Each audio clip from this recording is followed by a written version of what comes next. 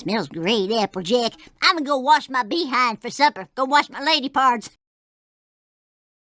What the f-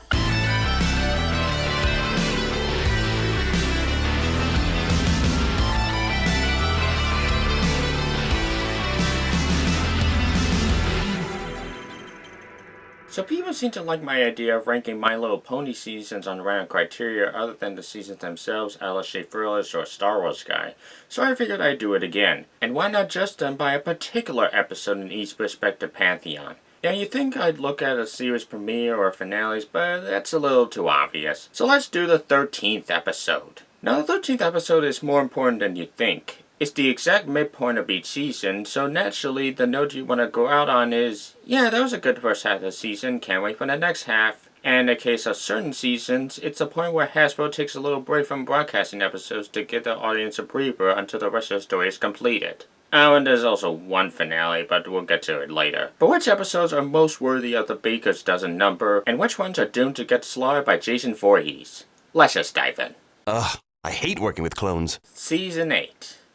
So, remember this line from the Season 6 finale? There is no revenge you could ever conceive of that will come close to what I will exact upon you one day. Well, a season and a half of eager anticipation later, we finally get said revenge in the episode The Mean Six. And it's one of the most anticlimactic pieces of countdown that this series had conjured up. Apparently, Chrysalis is able to make evil clones of the Mean Six to steal elements of Harmony.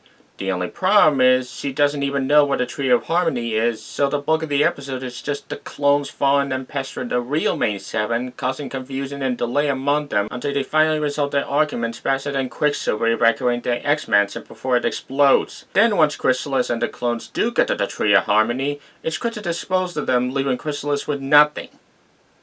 So, what was the point of all that? Did the writers seriously forget to write a part for her in Season 7, so in the midst of playing Season 8, they just scrambled together this half-baked script to satisfy her fans? I mean, for a revenge beyond anything you could ever conceive of, this revenge is pretty lackluster. In fact, just thinking about it, Chrysalis Soul could have easily been fixed, and if you're familiar with my fanfictions, then you know exactly what I'm talking about. Why wasn't she Cozy Glow? Just imagine her masquerading as this overly cutesy Darla Dimple stereotype to infiltrate the school and learn about the magic of friendship, so she built that magic-sucking contraption to exact her revenge. That would have been not only better for Chrysalis, but also Cozy Glow in an incomplete character arc. But no, we get witty clones starting bickering and arguing. Riveting. 2 words. I am retired. Season 9's episode 13 isn't very good either. Between Dark and Dawn, it's basically split into 2 story arcs. One's about Celestia and Luna, having given Princess Jewish to Twilight and Company, starting to enjoy retirement until they can't decide on what activities they can enjoy together. It's cliché for sure, but cute enough. It's Twilight and Company's side that gets on my nerves. I mean, I get Twilight's taken on a huge role in ruling Equestria, but she's being way too uptight as she insists on playing this swan ceremony all by herself until by the end she realizes, you know, maybe I should let other ponies help me as well. And it's even more frustrating when you realize one more detail. Didn't we already go over this in Season 1? Yeah, remember that one episode where Applejack insists on harvesting her crops by herself until Twilight knocks her back into sense to let other ponies help her? Well, in this episode, Twilight sure doesn't. So really, she's concentrating a lesson she herself taught Applejack from the beginning. And it's implemented that the final season is kind of a mess. Red Bull gives you wings. Ah yes, Season 3. The only season where episode 13 was a season finale and not the midpoint. You see, Hasbro thought that by making 65 episodes in total, they had to make it the series finale until the massive Brony fandom convinced them otherwise. And when you watch Magical Mystery Cure, you can tell that they were trying to make it the biggest and best episode ever. With mixed results. Now the story itself isn't a bad one. Twilight is tasked into finishing one of Star Swirl's old spells, but she inadvertently switches some Main Six's cutie marks, causing their memories to get warped. She promptly switches them back to normal, which gives her the proper muse to finish the spell, thus she's rewarded by earning her wings and becoming an official princess. The only problem is, this really should have been a 2-parter, because as is, scenes just rush past each other, not giving the audience enough time to let emotion sink in, especially with it having a whopping 7 songs. That's the equivalent of 1 song per 3 minutes. That's the kind of song per minute ratio that would make Amelia Perez say slow down. And there's also a huge plot hole to all this. While I get why Twilight's memories remain constant where Friend's memories got warped, why isn't anybody else's memories affected? From what I can gather, they seem to be unfazed by the whole predicament. I mean, wasn't there a moment where Rarity was trying to change the weather and some pony came out to her and said, "Hey, why are you messing with the weather like that? Why aren't you at the boutique helping Applejack make those clothes?" And the fact that they intended this to be the finale only for Hasbro to greenlight more seasons just weakens it even more upon retrospect. Like, you know that scene where Celestia and Twilight walk past those past clips of her adventures? Means nothing now. So, not a bad 13th episode, but it could have been so much better. You pay this woman to sit on babies? That's disgusting! Hey Hasbro, I have an episode idea. How about a babysitting episode?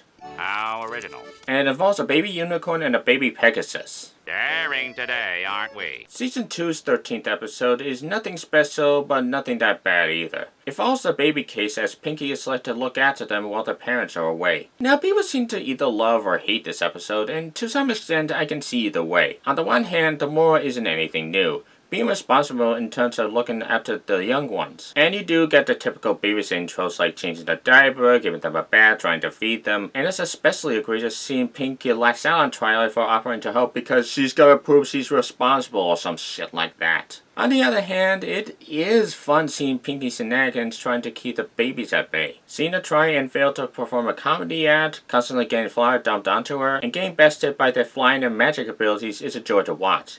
Though it's weird that Pound Cake Master is flying within a month of living, while Twilight couldn't even control hers between seasons 3 and 4, but I digress. This is still a cute enough excuse for Pinkie to hang out with a couple infants, even if the concept was done a lot better a few seasons later with Twilight and Flurry Heart. Well, how they? Next we have Season 4's Episode 13, Simple Ways. And like the previous, I kinda have mixed thoughts on this one. On the one hand, the concept of Rarity's lifelong celebrity crush coming to Ponyville only for him to fall in love with Applejack is kinda cliched, especially in cartoons. Y'all know Rarity's gonna try her damnedest to impress him, only to learn not to let jealousy get the better of her. And you could make the argument that the resulting rivalry between Applejack's southern messy style and Rarity's suave and clean lifestyle is just a retread of yet another early episode. But at the same time, it is humorous seeing Rarity trying to adopt a farmer lifestyle and failing even more miserably to seduce Chanterhoof. Especially in the third act where Applejack strikes back by mocking Rarity's personality, and seeing them trying to up each other easily makes this episode. It's a kind of comedic setup that could have easily backfired in more ways than one, but you can tell that the respective voice actors are having a ball playing each other. So it's certainly not a bad episode for Rarity, far from it, but like Baby Case, it's definitely a story you've seen in cartoons before. How is she supposed to compete? Ashley Ball really needs to stop playing with herself. On a completely unrelated note, Season 1's got a pretty solid Baker's Dozen episode, Fall with Her Friends. Rainbow Dash and Applejack engage in a battle of wits through various athletic events, culminating and then competing in a Ponyville marathon. Again, pretty standard plot, but unlike the last two episodes, this one I found to be consistently entertaining. You can tell the writers and animators had fun coming up with various ways the two protagonists up each other in these events, especially in the big race. Also worth mentioning are Spike and Pinkie as the announcers, as well as Twilight actually participating in the race and constantly telling the two protagonists to knock it off. You can tell she's entertained by the fact that her racing number is 42. I mean, she's a book horse, why wouldn't she pick that as her number? I think it's apparent I need to rethink my life a little bit. Alright, top 3, and kicking it off is Season 6 with its 13th episode, the one with the Daring Do bondage pill.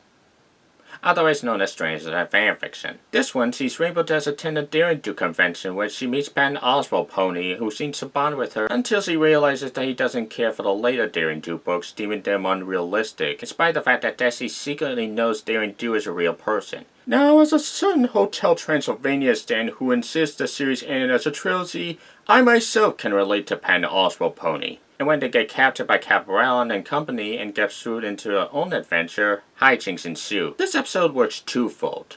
It works as a traditional Daring Do adventure as it delivers everything fans of these episodes come to know and love about them.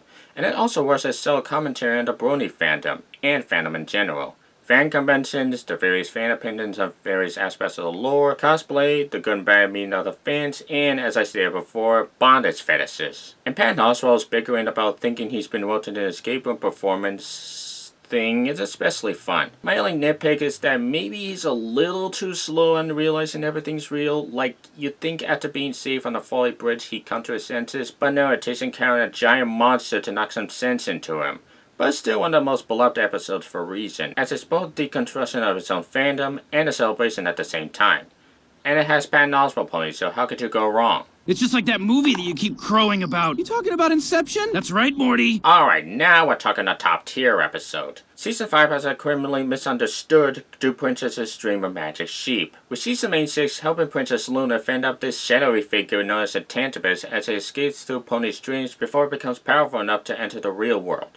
The concept itself is already a great one, letting the main heroes interact with Princess Luna as her ally. But you can tell the writers had fun with the various dreams they explore. Rarity's dream dresses become nightmares, as do Pinky's baked goods and plus-size pets, and how the Tantabus infects Rainbow Dash's dream.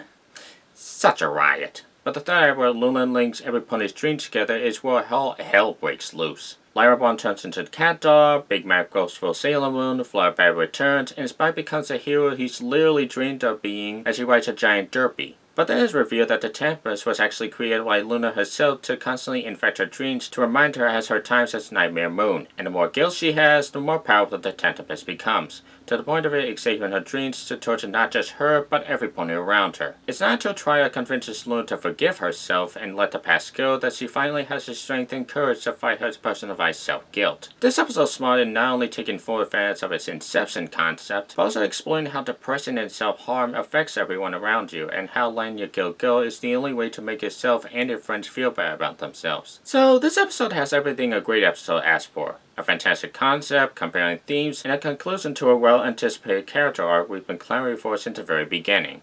So what could be better than that? Well... Romeo and Juliet. Brony message board. What do you know? The episode that's made everyone's #1 and best MLP episodes in general just so happened to be the 13th episode of Season 7. Much like the previous episode answered the question everyone's been asking, has Luna ever forgiven herself after all her time as Nightmare Moon? The perfect pair also answered a question that's been in everyone's mind since the beginning. Seriously, what's the deal with Applejack's parents? Turns out they were part of this generations-long feud with the Pear family who defied odds by falling in love with each other when no one else would. And the chemistry between them is more than believable, and you really feel like they truly care for each other. It has romance, it has drama, it has music, it has Captain James T. Kirk, it's a fan favorite for a reason, and hands down the best 13th episode of My Little Pony. And it's a rare time I can actually take Romeo and Juliet seriously. How does it feel, Baz Luhrmann?